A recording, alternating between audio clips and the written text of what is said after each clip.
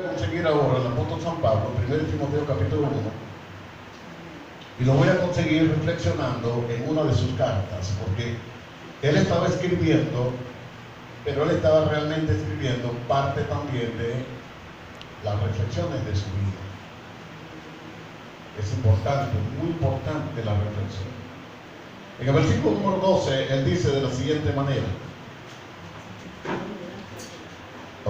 Dice: doy gracias al que me fortaleció. Está hablando en tiempo pasado.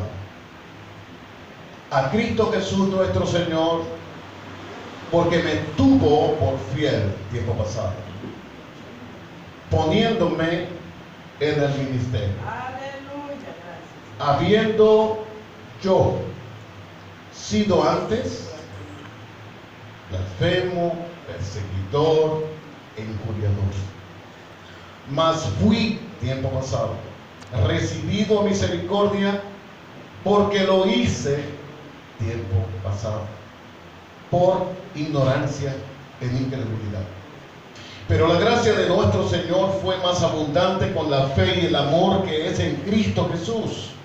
Palabra fiel y digna de ser recibida por todos, que Cristo Jesús vino al mundo para salvar a los pecadores, de los cuales yo soy el primero. Pero por esto fui recibido a misericordia, para que Jesucristo mostrase en mí, el primero, toda su clemencia, para ejemplo de los que habrían de creer en Él para vida eterna. Por tanto, al Rey de los siglos, inmortal, invisible, al único y sabio Dios, sea honor y gloria por los siglos de los siglos. Amén. Vamos a darle gracias al Señor por esta palabra inspirada, ¿verdad?, por Él. Padre amado, en el nombre de Jesús de Nazaret, te doy gracias en esta hora por tu amor y gran misericordia, Señor. Gracias por cada uno de mis hermanos en este día. Te alabamos y bendecimos, Dios mío, porque cada día, Señor, ha de ser un momento de reflexión. Tu palabra dice que Job pensaba en aquel día, cada vez que terminaba el día, en las horas de la tarde, para ofrecer sacrificios a ti, Señor, y decía: por si acaso mis hijos han pecado contra ti. Hacía una reflexión de todo lo que en el diario vivir había tenido. Hoy queremos considerar, Señor, brevemente, Señor amado, la vida del apóstol San Pablo, el siervo tuyo, que esbozó una reflexión en esta primera carta a Timoteo. Te alabo y te glorifico, mi Señor, en el nombre de Jesús. Bendice a los hermanos que están luchando en su hogar, mi Dios, por llegar hasta acá. Dale la victoria, Padre, por el poder de Jesucristo, el Hijo de Dios. Te alabo y glorifico en el nombre de Jesús. Amén, amén y amén. Gracias, Señor. Amén. Gloria al Señor. Bien, hermano, en primer lugar, hay algo que es bien importante dentro de esta reflexión. Y esto estriba mayormente en que Pablo habla de unas incidencias en su vida. Entra un tal remembranza, pero habla de unas incidencias en su vida. Y él siente que a pesar de todas las cosas que parecieran que fueran malas, porque habla de su propio currículum vitae, que no era bueno, él dice que hay alguien, como decía un evangelista muy conocido, hermano mío, hermano Carlos Vargas, decía: Dios es el culpable de que eso haya pasado. Pero él no lo decía con el deseo de decir que Dios es el culpable, indicando una culpabilidad negativa en cuanto a eso, sino una culpabilidad, una razón hermosa y gloriosa por la cual muchas cosas pueden estar pasando para nuestro bien. A veces de pronto uno va por la calle y está mirando algo que no debe. Por ejemplo, miro a alguien que está haciendo maldad contra otro, y uno voltea el cuello y va caminando hasta que de pronto, cuando voltea, se consigue con un poste y pega la cabeza contra el poste. Generalmente, muchos dirán al instante: el Señor reprenda al diablo, ¿verdad? Porque golpeó mi cabeza, en lugar de decir: gracias, Señor. Inmediatamente, algunos se sobarán, hermano Celestino, por el golpe. Otros reprenderán al diablo porque será que él dice: bueno, es que el culpable de que me haya dado en la cabeza es el diablo. No, el culpable eres tú mismo, porque vienes escuchando cosas que no debes. Pero si lo llevas al punto espiritual, tú puedes decir: bueno, doy gracias al Señor que me permitió que me diera un golpe en la frente, porque estaba mirando lo que Él me ha dicho que no mire.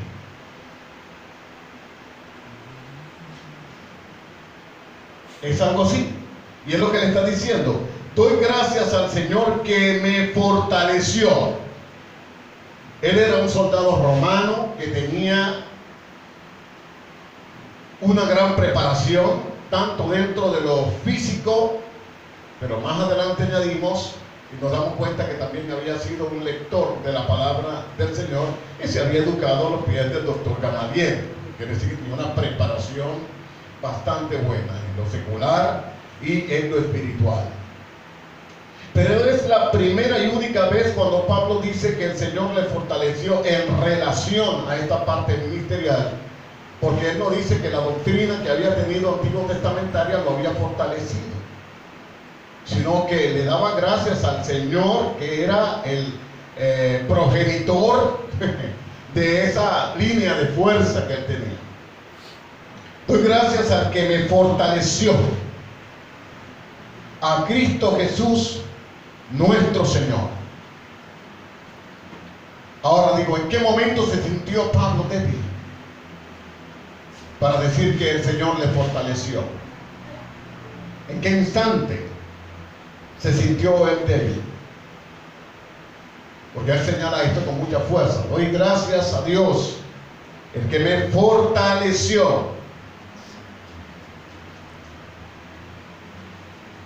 Segundo, porque me tuvo por fiel. Porque me tuvo por fiel, poniéndome en el ministerio. Hay algo que en verdad tenemos que meditar en este verso. Y a veces creemos que es que el Señor, considerando el currículum vitae de Pablo, dijo: este es el hombre que me va a servir a mí porque es muy fiel. No, Pablo no era fiel. Y más adelante lo vemos a través de toda la Escritura. Pablo no era fiel. Él dice: le doy gracias a Dios, que fue el que me tuvo por cuenta de él, me tuvo a mí como fiel, aunque yo no tenía esa conducta de ser fiel. Ese fruto del Espíritu llamado fidelidad, no estaba en mí. Y yo le estaba siendo fiel a otra cosa, pero no le estaba siendo fiel a Dios. Yo le estaba siendo fiel a mis convicciones escriturales, pero no estaba siendo fiel a quien tenía que ser fiel. Luego sigue diciendo: poniéndome en el ministerio. Bueno, imagínense ustedes la fuerza que tiene que haber en estas palabras, que sabiendo él más adelante, como él dice, al único y sabio Dios, el que conoce todas las cosas y que sabía antes de ponerme en el ministerio que yo bastante que perseguía a su pueblo y azoté a sus siervos, y como él dice, una palabra directa, dice, los ahogaba para impedirle que predicaran la palabra, con toda la cochinada que yo hacía, con todo lo malo que hacía contra los hijos de Dios, con todo lo malo que yo hacía con mi familia espiritual, porque no entendía que yo era parte de esa familia, puesto que lo hice por ignorancia, como dice más adelante, adelantándome un poco a esa parte. Con todo y eso, el Señor tiene el tupé de ponerme a mí, considerarme como fiel, para ponerme en un ministerio que yo estaba persiguiendo hasta Damasco. Porque lo que me detuvo fue el resplandor de luz que me pegó en los ojos y me tiró de la cabalgadura. Si no, yo todavía estuviese persiguiéndolos. Pero Dios agarró y me dio un tate quieto y me soltó ahí. Al punto que me puso tan chiquito que tuve que decir: ¿quién eres, Señor? Y reconocer la soberanía de aquel que hasta el instante yo había desobedecido. ¿Quién eres, Señor? Y la palabra usada en el griego era la palabra kurios, que implicaba un señorío sobre algo o sobre algunas cosas. La segunda pregunta que él le hace fue una que creo que estudiamos en una ocasión. ¿Qué quieres que haga, Señor? ¿Qué quieres que haga, Señor? O la siguiente pregunta que se halla en el siguiente verso. Eso se halla, por si acaso alguno está interesado, Hechos capítulo 9, donde él habla acerca de su conversión. Entonces dice: poniéndome en el ministerio. Es como que hoy en día, hermano Cruz, nosotros dijésemos, o una persona que estuvo en su vida y bebió por 40 años, y todo el mundo lo veía en la calle revolcado, faltando el respeto a cualquiera, vomitado, golpeado y escupido, amaneciendo en las calles, en las aceras, en los pisos, y siendo lo propio de mucha gente, hasta de su familia, y que de repente Dios lo levante y le dice: hasta aquí vas a beber. Y ahora usted va a salir y va a decir que la gente necesita creer en mí, y que usted va a predicar primero todo lo que tiene que ver con nueva criatura, y que una de las cosas que deben apartarse es que debe apartarse de la lujuria y también del alcoholismo.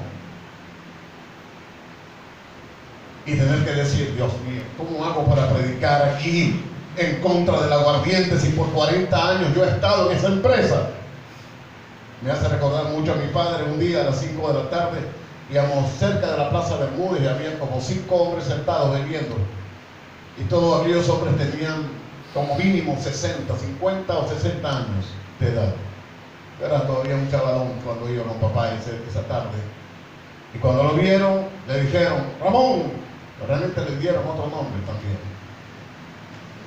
Mira, ¿desde cuándo no te he hecho un palo? Recuerdo que papá no esperó mucho. Le dio una respuesta inmediata, al instante. Le dijo: mira, desde acá donde iba, mira, si el aguardiente hubiese sido una buena empresa, yo jamás me hubiera retirado de ella. Mire, nadie más le dijo nada. Nadie le discutió.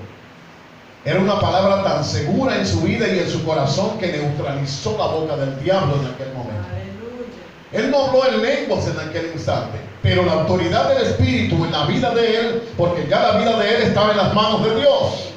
Y cuando nuestra vida está en las manos de Dios, es Dios el que responde por nosotros. Eso es bueno que no olvidemos. A veces estamos preocupados de cómo vamos a hablar, cómo vamos a decir, cómo nos vamos a expresar, cómo nos vamos a cuidar en la calle. Nosotros somos propiedad de Dios. Bueno, al menos yo me siento propiedad de Dios, hermano. Yo soy propiedad de Dios. A mí me engendraron Estílita y Ramón, pero yo soy propiedad de Dios, porque Dios no tiene nietos, tiene hijos. Y como yo soy propiedad de Dios, Dios es el que va a responder por mí. ¿O lo hemos olvidado? Y creemos que nosotros somos responsables de nosotros mismos y yo me sé cuidar. Yo le voy a decir al Señor que te deje un rato para que tú te cuides a ti mismo, para ver dónde vas a parar. Entonces yo lo voy a dejar a él solo. Entonces, cuando eso acontezca, lo que voy a hacer es lo siguiente: ahora que ande, porque fíjate, la vista que tiene se la di yo, se la voy a retirar. la boca que tiene, se la di, yo se la voy a sellar. Los pies que tienen para moverse, los di, yo se los voy a petrificar. El espíritu que tiene, se lo di, yo se lo voy a quitar. ¿Cómo vas a hacer ahora? No puedes vivir, no puedes andar, no puedes comer, no puedes oír, no puedes ver si no es por el Señor. Por eso Pablo decía que el Señor era todo en él. A veces yo creo que puedo avanzar y puedo ser muy famoso por mi propia cuenta si no fuera por la gracia abundante del Señor que cada día nos cobija y nos permite vivir. Nosotros no fuésemos nada, estuviésemos muertos, sepultados. A veces nos volvemos tan insensibles que creemos que nosotros somos Dios o semidioses. Eso era en la épica griega, que había el dios Pan y el dios Cual, los dioses panhelénicos, como se le conoce en la historia. Pero nosotros somos hechuras del Señor. La Biblia dice que no a nosotros mismos, pueblo suyo somos. Aleluya. Y que Dios nos hizo a nosotros. Yo le doy gracias a Dios porque puedo ver, le doy gracias a Dios porque puedo oler, le doy gracias a Dios porque puedo caminar. Porque repito, el hombre no se da cuenta que cuando dice, a mí no me hace falta Dios, yo puedo yo solo. Y yo digo, bueno, que el Señor te retire todo lo que te dio. Y le va a retirar todo, le va a retirar la vista, le va a retirar el espíritu, le va a retirar todo. Y hay hasta un muñeco de barro que no puede pararse, no tiene voluntad, porque no existe.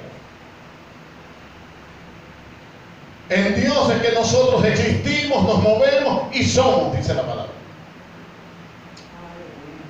Por eso cuando le digo que es Dios el que saca la cara por nosotros, es porque nosotros somos propiedad de Él. ¿Cuántos pueden decirle al Señor ahorita? Pero vamos a ser claros. Sin ese tipo de entusiasmo que a veces uno dice porque un predicador dice algo. Yo soy muy enemigo de decir y de manipular a la gente psicológicamente y de decirle, dile al que está a tu lado, estamos en bendición. Yo soy enemigo de hacer eso. Si usted lo va a decir hoy, usted lo va a hacer con convicción. Decirle, Señor, yo soy propiedad suya. ¿Cuánto lo puede decir? Pero no con emocionalismo, sino con convicción. Señor, yo soy propiedad suya. Por ti vivo, por ti veo, por ti camino. Si tú retiras de mí lo que tú has dado en tu presencia, Señor, yo no soy nada. ¡Aleluya! Hay que tener muy en claro lo que somos. A veces el mismo pecado en el corazón del hombre le hace creer que, como le dije, que son semidioses. Aún el mismo ministerio no tenemos el respeto hacia Dios. Y le colocamos ministerio sectoracia. Cuando morí yo en la cruz del Calvario? Para tener un ministerio mío. ¿Cuánto? Por eso es que aunque el Señor nos lleve a levantar 5 muertos en cada campaña, hermano mío, la gloria siempre tiene que ser de nuestro Dios, porque aún ese poder que se derrama ahí es de Dios. Eso tenemos que tenerlo muy en claro. Hay algo más que Él dice, como decía, al que me fortaleció. ¿Pueden entender ahora lo que eso significa? Humanamente Él no podía abordar Él no podía abordar un ministerio. Sin la dirección del Señor no se puede abordar un ministerio. Por pasiones no se puede abordar un ministerio. Por emociones no puedo abordar un ministerio. Porque un ministerio, como decíamos en estos días, es como una embarcación que necesita un capitán. Yo comentaba no hace mucho de lo que pasaba con un soldado norteamericano que había sido muy bueno. Tenía una hoja de servicio intachable. Era muy bueno en todo, muy inteligente.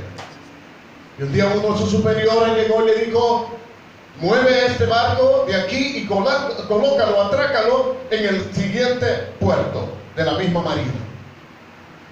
Inmediatamente el muchacho se movió y llamó a todo lo que pudieron, y dice que en menos de 30 minutos ya toda la cubierta estaba llena de personas que querían, que iban a hacer su labor dentro de la embarcación. Arrancó el barco, se lo llevó y precisamente lo llevó al lugar y lo atracó en el puerto que decía que tenían que atracarlo. Logró hacerlo. Apenas terminó, dice que le llegó una misiva. Y la misiva le decía: muy bueno, les felicito porque el barco llegó allá y usted fue capaz de hacerlo. Pero hay un detalle. Y el detalle es que usted olvidó llevar dentro del barco al capitán. El capitán usted lo dejó en tierra, aquí en este muelle. Usted jamás embarcó al capitán. Usted se fue por su cuenta con toda esta gente, pero sin la dirección del capitán. Imagínense ustedes lo que es eso. Él era un soldado, recibió una orden, pero navegó en el barco sin un capitán. Lo más importante lo había olvidado, lo había dejado. Por eso es que de esta manera yo lo llevo a este contexto, mejor dicho, el Señor los lleva a este contexto, para poder entender de que la fortaleza en el ministerio depende de Dios. Y quizás alguien diga: eso lo sabemos nosotros. Yo digo: y si lo sabes, ¿por qué fracasas? No deberías fracasar. Y yo le puedo decir, aquí en Venezuela, este video de pronto que están filmando hermano Cruz llega a otros países, pero es decir, yo no recuerdo derrotas en el trabajo que Dios me ha enviado a hacer en este país. Todo lo que Dios me ha mandado a hacer, levantar congregaciones, fundar desde abajo, todo siempre Dios los ha bendecido. Y cada una de ellas existen hasta el día de hoy. Yo no conozco derrota en la obra del Señor. ¿Y sabe por qué? Porque siempre puse a mi Señor como el capitán. Siempre.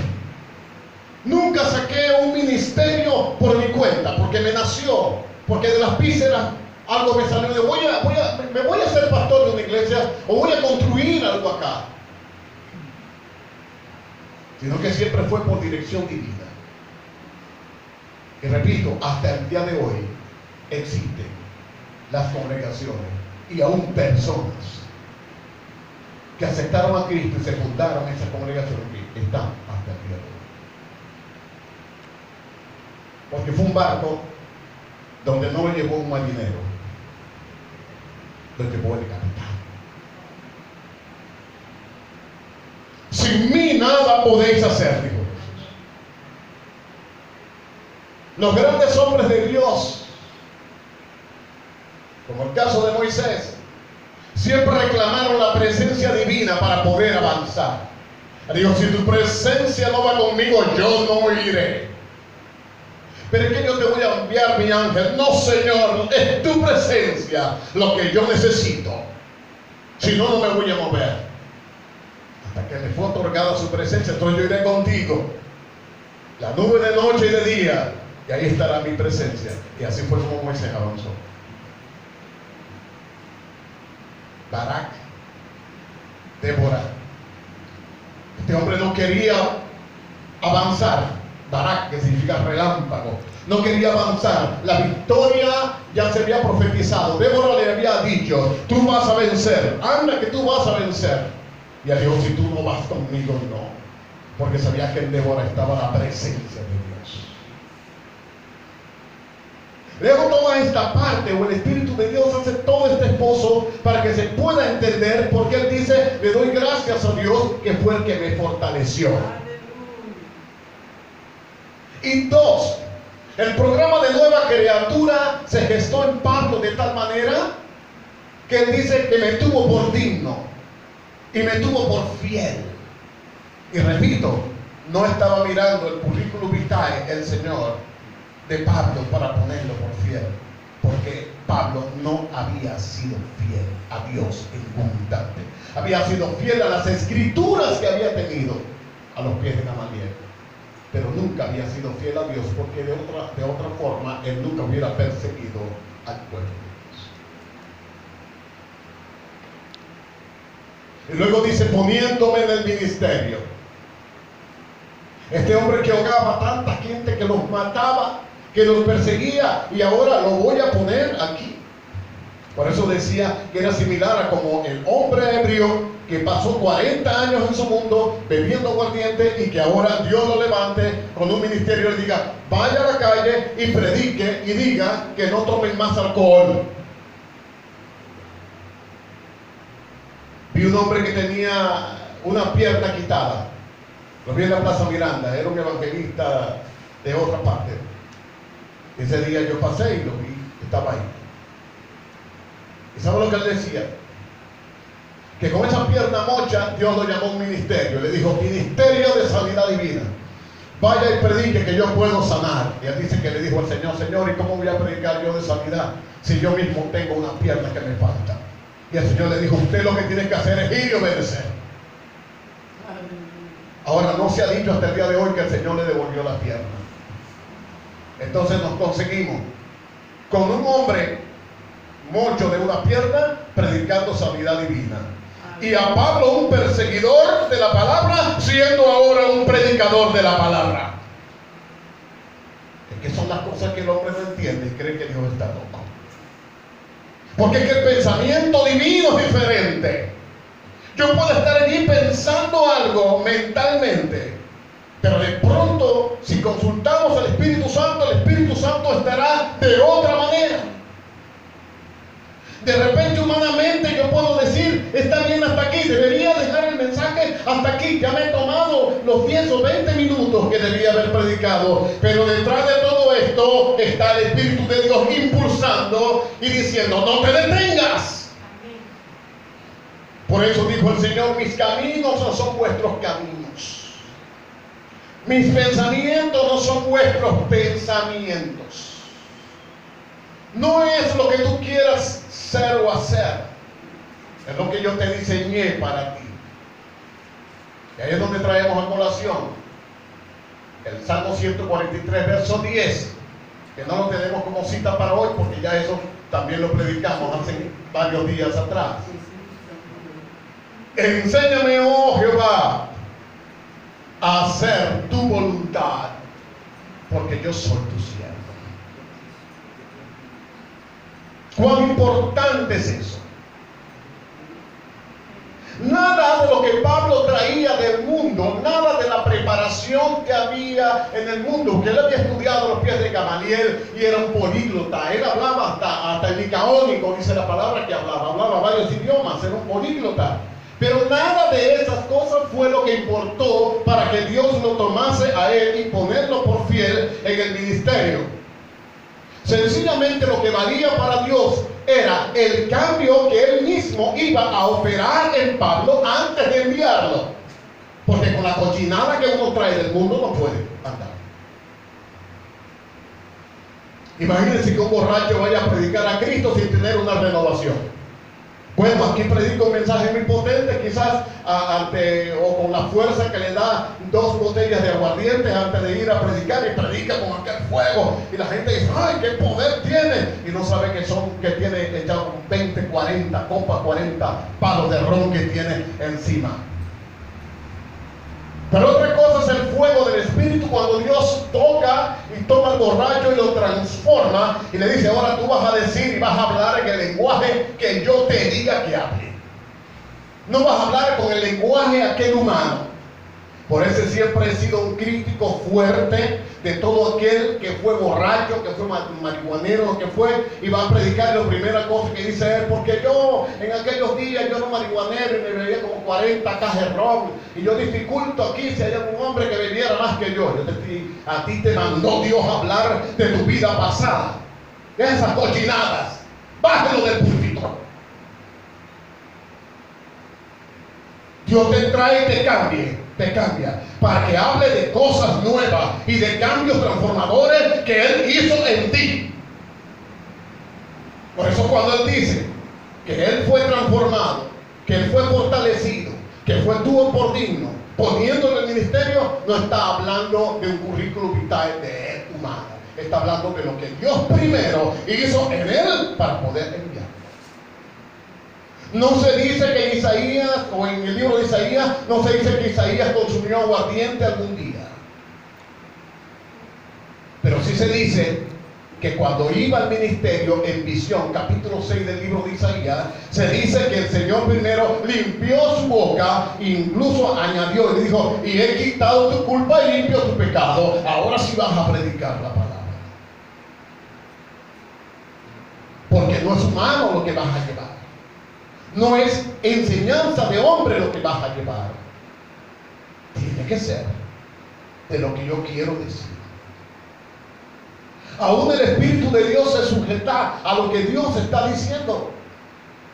Hablando acerca del Espíritu Santo, cuando dice que lo enviaría a los discípulos, le dice de la siguiente manera: Él tomará de lo mío, Él no dará por su cuenta, Él tomará de lo mío y os lo hará saber. En otras palabras, Él va a repetirle las cosas que ya yo le dije.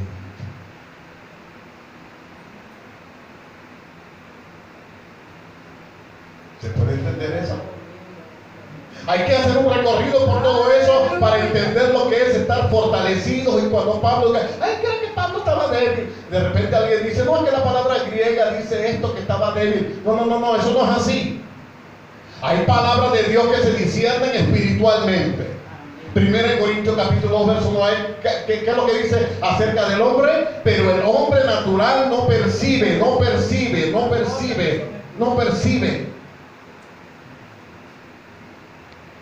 En la lengua portuguesa, la palabra entender es la palabra percibir. El portugués nunca dice yo no entiendo, sino dice yo no percibo, que significa entender. Dice no percibe las cosas que son del Espíritu de Dios, porque para él son locura y no las puede entender porque se han de discernir espiritualmente.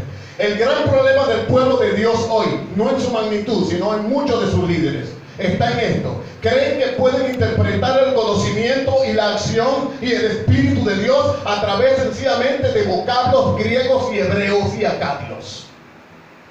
Pero cuando usted penetra en la profundidad de la palabra, guiado de la mano por el Espíritu Santo, lo que va a salir de allí es dirigido por el Espíritu de Dios, porque hay cosas que no se pueden definir a través de una etimología de alguno de sus idiomas, sino a través del conocimiento real de lo que Dios quiere y lo que está diciendo.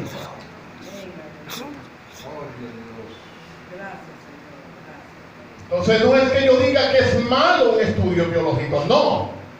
Se debe compendiar con una llenura del Espíritu para poder entender a completitud lo que esto significa.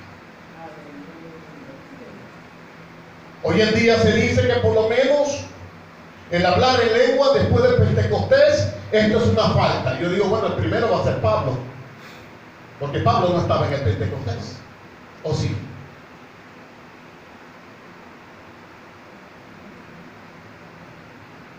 Pero entonces lo vemos que habla en lengua. Y él dice: yo hablo en lengua más que todos vosotros. Y yo he visto al ángel del Señor. La teología moderna de hoy en día, ¿qué es lo que dice? Que eso es sencillamente producto de algunas cosas emocionales que el pueblo de Dios tiene. Eso se llama emocionalismo. Bueno, yo le voy a decir una cosa: dentro de esa cuerda de longos emocionales estoy yo. Porque he escuchado la voz de Dios muchas veces. Yo pudiese decir, ve la barbaridad que voy a decir, yo pudiese decir que el Señor me ha mostrado hasta su Espíritu Santo. Porque he visto. Pero yo sé que comunicarlo a alguien diría: está loco.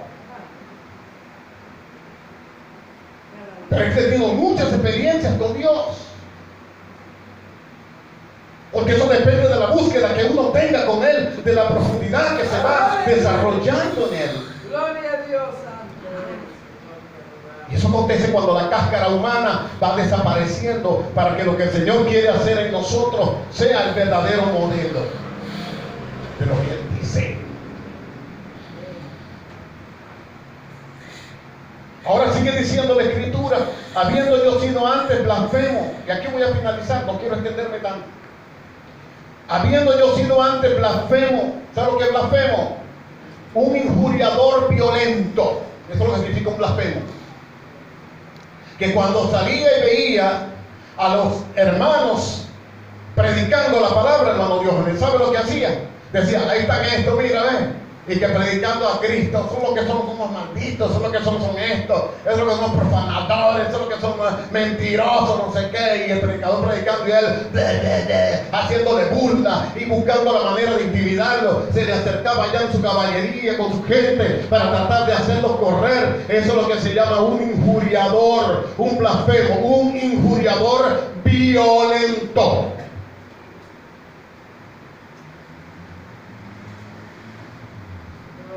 ¿Sí se entiende eso?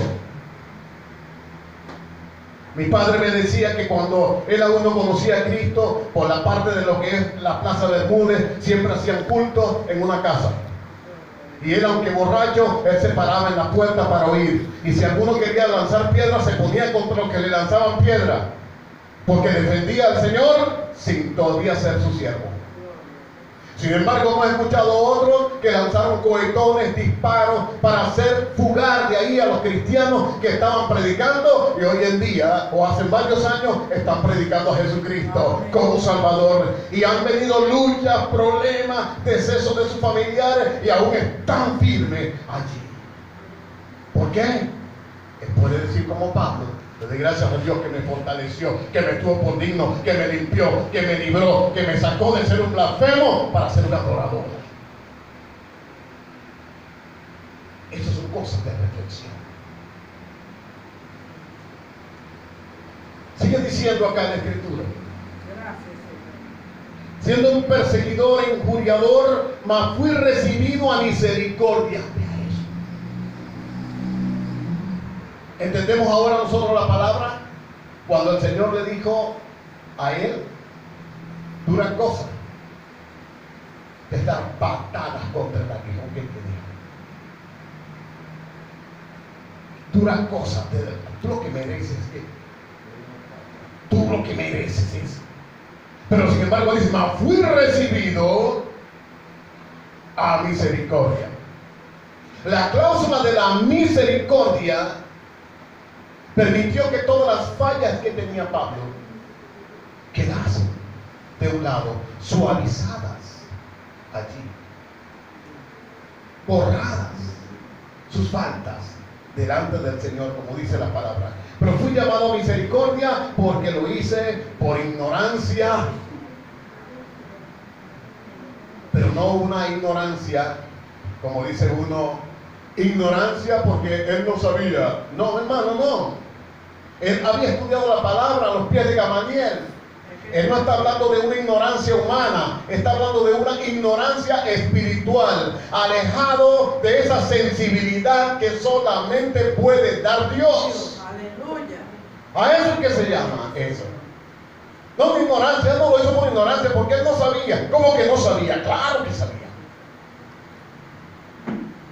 Usted no está hablando de esta ignorancia humana. No la ignorancia, lo hice porque no sabía que yo perseguía a Jesús, mi Señor.